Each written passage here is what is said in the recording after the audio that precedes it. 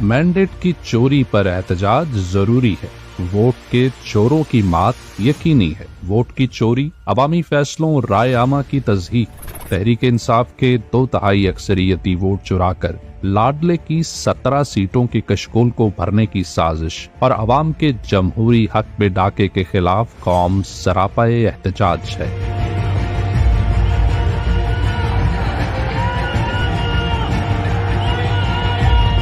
आइन की पासदारी के लिए, जमहूरी इक़्तिदार के तहफ़्फ़ुज़ के लिए इस मुनज़्ज़म धांधली के खिलाफ कौम और पाकिस्तान तहरीक इंसाफ के मुल्कीर और पुरअमन एहतजाज में शरीक होकर पैगाम दें कि उनका वोट अपनी हकीकी आज़ादी की खातिर था, जिसकी चोरी दरअसल कौम को जबरी गुलामी की तरफ धकेलना है। इस धांधली के खिलाफ निकलो।